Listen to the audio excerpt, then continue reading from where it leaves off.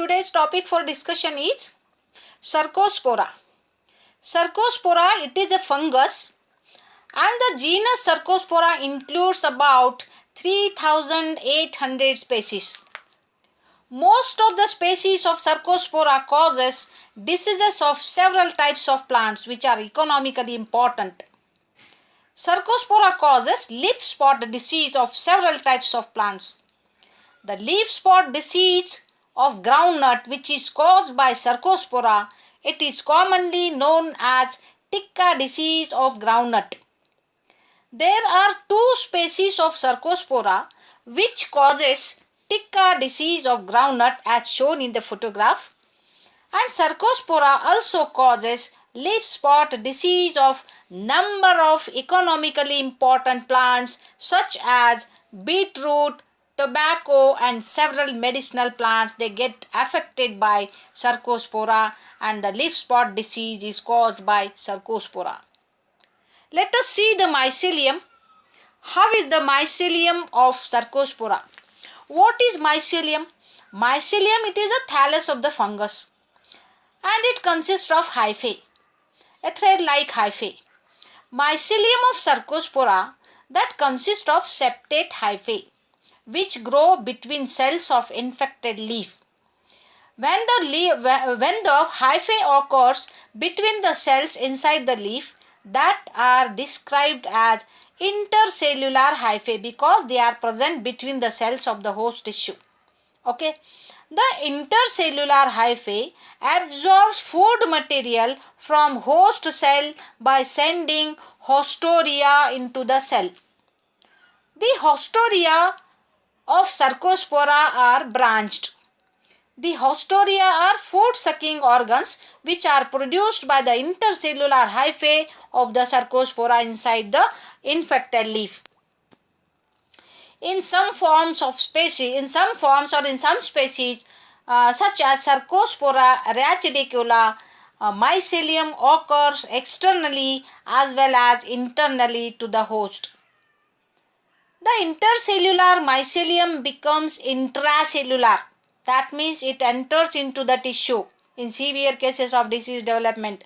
During severe disease development, the fungus which is intercellular that enters into the tissue, and when the fungus enters inside the cells, inside the host cell, that hyphae that are described as intracellular hyphae.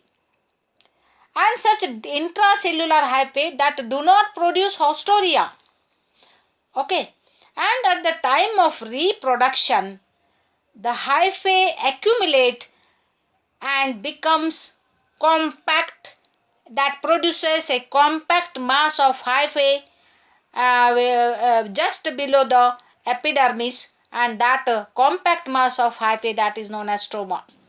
Stroma is a compact mass of hyphae which is situated just below the epidermis of the host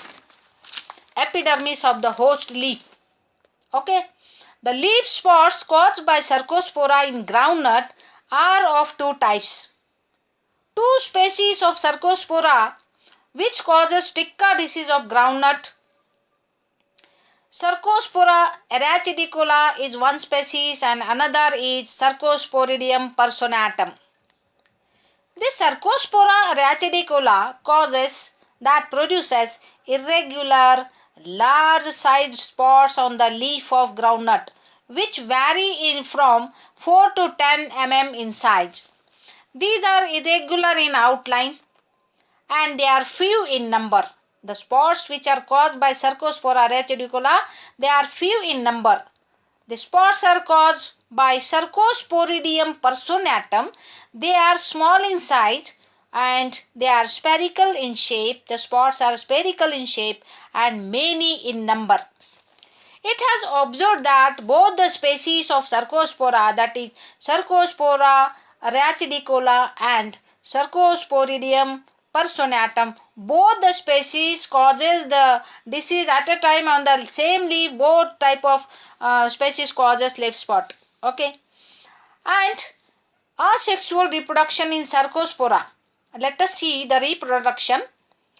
Asexual reproduction in Cercospora takes place by formation of cylindrical, usually hyaline means colorless, multiseptate, many septa are there, multiseptate conidia.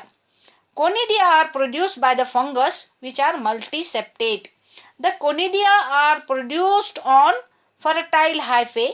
Those fertile hyphae are known as conidiophores. Okay.